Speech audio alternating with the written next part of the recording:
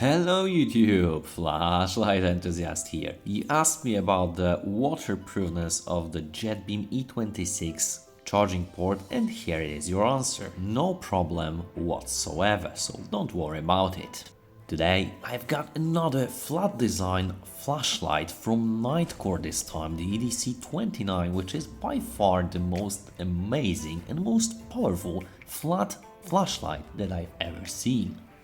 Definitely not for everyone, however, if you're looking for extremely powerful flat flashlight or a backup to your duty light, then definitely stay tuned until the end of this video.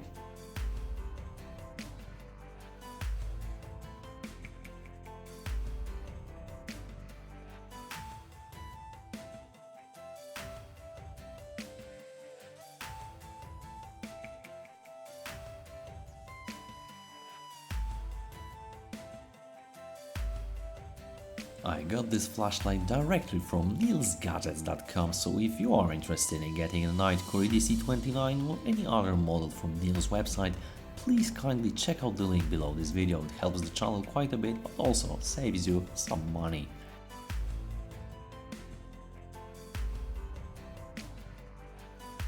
EDC29 comes in a standard Nitecore quite attractive box with all the available features, picture of the flashlight as well as key features. On the other side we've got some key stats about the lumens range, etc, but also we've got a short presentation about the buttons and features of the flashlight itself. Anyway, very attractive box, however it definitely is easy to break as you try to pry it open. Or maybe that's just me. Inside the box you will find a flashlight with a bunch of different accessories, including a detailed user manual, a short USB to USB-C charging cable, your warranty card, and last but not least, cool adjustable lanyard for your flashlight. Definitely cool one. While previously reviewed JetBeam E26 is definitely of excellent build quality, this Nitecore EDC29 is just a whole new level. We've got this matte finish whole aluminum body with this rubberized inserts to help you with the grip both in front of the flashlight but also at the sides, creating really nice secure grip in your hand. Thanks to the flat design, you've got really perfect fitting in your hand even with gloves.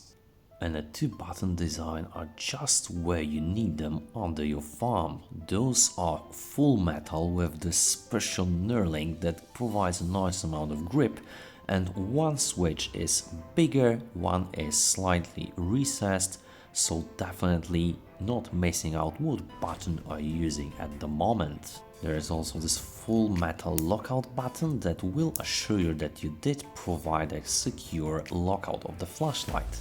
Last but not least, there is a nice LCD display that will show you a bunch of useful information, from output and approximate runtime remaining to lockout information as well as battery voltage, but also your burst mode remaining runtime. What makes Nitecore EDC29 special are those two LEDs, meaning UHI 20 Max from Nightlab, so designed by Nitecore, and one sensor in between. These LEDs, although cool white, can provide an astonishing amount of brightness, which can be handy in different tactical but also self-defense situations. There is a nice anti-reflective coating on this glass, however in a self-defense situation I would expect this flashlight to have some kind of granulated bezel, or at least zirconium beads to break windows, like for instance the JetBeam E26 kunai.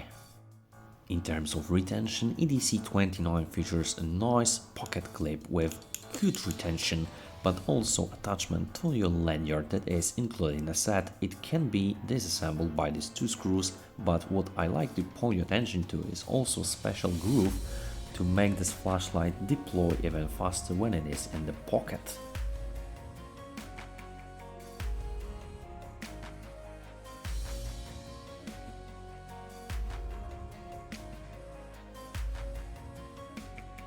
Quite brilliant. And look here, we also got this special area to even have your grip more secure. There is also USB-C charging port under this rubber cover that is really a nice addition as the battery is built in and cannot be accessed. The design of the cover is so smart that once you let it go, it pushes almost automatically in place as it should be. Brilliant! The charging is easy and straightforward. Once you plug in your USB-C charging cable, this charging will start and the voltage will be displayed on the LCD screen. Note that there is no information about the full battery, however, once it reaches 4.20 volts, means you can unplug the charger safely. The charging is quite fast and it took me around 1 hour and 15 minutes to fully charge and included 2500 mAh battery. The flashlight will need a couple of seconds to return to the full functionality after using some high modes. However, it will all be nicely displayed on display here, and the battery used in here is quite good as you can still access turbo or strobe mode or shield, lumen shield or surge mode, however you want to call it, even with halfly depleted battery. However, obviously the output will be definitely lower than on a fully charged battery. This time, Nitecore incorporated a safety sensor between the LEDs. It can be understood with such high power producing by these two i20 Max LEDs. However, you have to notice two things. First one is that you cannot deactivate the sensor no matter what, and it does only work in the high modes or level 4. Once there is something close to the optics and you turn on the flashlight in the level 4 mode, it does step out to level 3, so 400 lumens automatically.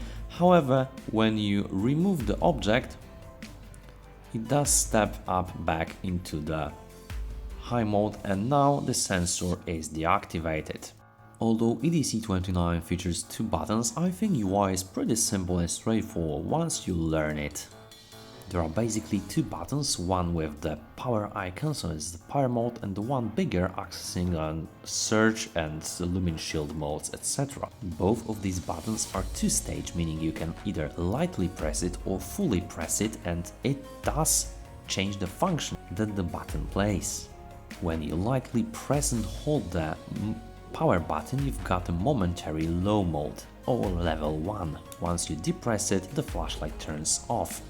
Now when you lightly press it and let go, now you can cycle between 4 different modes even before turning on the flashlight, and once you have your desired mode and the display, you click it fully and now you have your mode, which is quite brilliant. Notice that you've got your mode memory, so if I turn it off in level 2, now fully press it and we've got level 2. However, I can again lightly press it and take mode 3 and click it, and now we've got mode 3 regardless of the memory, which is quite brilliant. Now another cool feature is that when the flashlight is on in some higher modes, or it doesn't matter, you can lightly press it and then it will go momentarily to the level 1, so the lowest output. Once you release the switch, it will go back into the previously used mode. Perfect for illuminating something up close if you do the search on the higher mode at the same time. Now you've got also the other button, so the bigger one, for the momentary illumination of ultra high modes. So we've got lightly press for the search mode, and now it does only work once you hold in the switch, and now you've got also power remaining on the LCD display. However, you can also hardly press it or fully press it and hold, and now you've got your highest output, or alternatively you can change it to the strobe mode when you press the functional button and click the power button at the same time. It does change to the strobe mode or the lumen shield depending on the usage. When the flashlight is locked out, you have to pull the lever down and now it is fully operational. If you like to lock it out, you pull it up. However, now you've got 2 possibilities. First one is the full lockout, as you can see here with 2 in the padlock icon, meaning either the power button or the bigger button on the functional button is locked out and you cannot access any mode. However, there is a possibility to make it self-defense capable by holding the bigger button and now engaging the lockout. Now You've got its so-called semi-lockout with one icon in the padlock, meaning the power button is locked out. However, you can access momentarily search and full power or strobe mode depending on your actions in a momentary fashion, which is quite nice in different scenarios. Brilliant! Here are my Lumen measurements of the Nitecore EDC29. If you need more time, feel free to pause the video. Here is the high mode of the Nitecore EDC29, and let's be honest, this is the highest sustainable mode, at least for 2 minutes and 40 seconds before stepping down from over 1504 lumens over the course of 25 seconds to around 797 lumen level, with flashlight body achieving around 45 degrees Celsius. As you can see, we've got nice output regulation, however with some slight dynamic output adjustment. Flashlight was able to sustain around 610 lumens with overall runtime of 2 hours and 14 minutes before stepping down to lower modes, with flashlight body stabilizing at 37 degrees Celsius. There is also a medium mode with around 489 lumens measured, and as you can see, we've got excellent flat output regulation for over 3 hours, sustainable around 480 lumens with flashlight body around 34 degrees Celsius.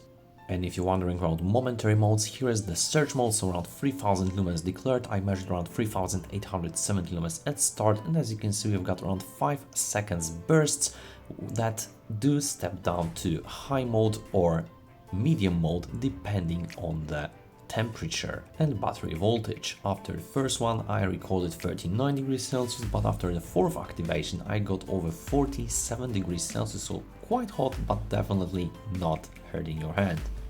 And here is the highest output, so the Lumen Shield 6500 lumens, and this is funny because I measured around 11,220 lumens at start, and after 6 seconds we've got around 9,716 lumens before a quick step down to around 1646 lumen level with flashlight body achieving 45 degrees Celsius. It does require some boost in voltage, so after second activation we've got only 10,246 lumens at start, and after 4 seconds we've got 9,000 lumens and step down to around 1400 lumens with flashlight head achieving 51 degrees Celsius, and after third burst we've got 10,520 lumens as the time passing from second activation was longer than before first activation, and here we've got around 8,828 lumens after 5 seconds burst, again step down to 484 lumens because the voltage dropped, and we got only medium mode available after the step down with flashlight head achieving 57 degrees Celsius, so definitely on the hotter side. Important note, the beam is ugly. It's not only greenish in lower modes, which is quite to expected from these night lab LEDs. However, when you look closely at the white wall or even outdoors, there is this dark ring around the hotspot before a spill starts, and I believe the reason behind this is the build of the LED itself.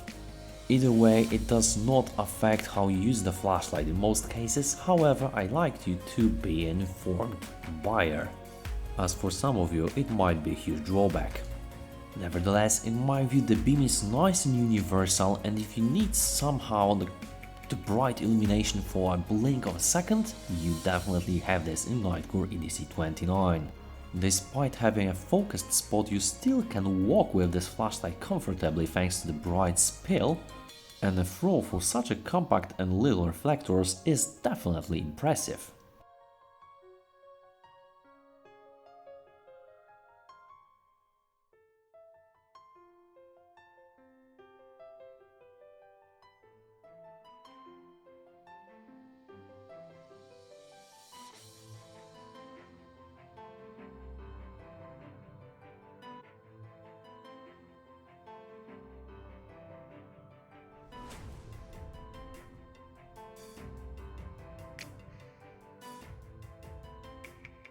Overall, Nitecore EDC29 is definitely an amazing, however quite specific flashlight for a niche customer. First things first, if you're looking for a flat design flashlight, it will provide a great illumination for a blink of a second. For a self-defense situation, a quick search of the area, then definitely look no further than Nitecore EDC29. It is definitely superb in quality and provides a really impressive output that couldn't be found in any other construction of this size. There is a great convenience of output selection via the 2 switches UI design, but also an LCD display that allows to access a particular mode without having to turn on the flashlight and cycling through the loop. Features like USB-C charging or a dedicated button for quick lockout is definitely a great plus. However, with such a compact build and this amount of light coming out of the reflector, there is always a trade-off. In this scenario, this flashlight is effectively a 500 or 600 lumen flashlight with a burst of 6500 lumens. However, as you've seen in Runtime graph section, it is much higher for a blink of a second. As the voltage drop, you have to bear in mind that you will not be able to access the turbo mode infinitely, and it is for short bursts only. The rest of modes are quite useful, however I still miss a proper 1 lumen output here. Last but not least, I'm not pretty sure about the sensor function, however the possibility of this flashlight burning your pockets is still quite low. Overall, definitely an interesting and functional design, and I think I will be keeping Nitecore EDC29 in my EDC rotation from now on. Please let me know in the comment section down below what do you think about the Nitecore EDC29, and let me know what your experience is if you have this one. Hit the like button, hit the subscribe button to support the algorithm and not to miss any future videos that I release. Thank you so much for watching, and we'll see you in the next one.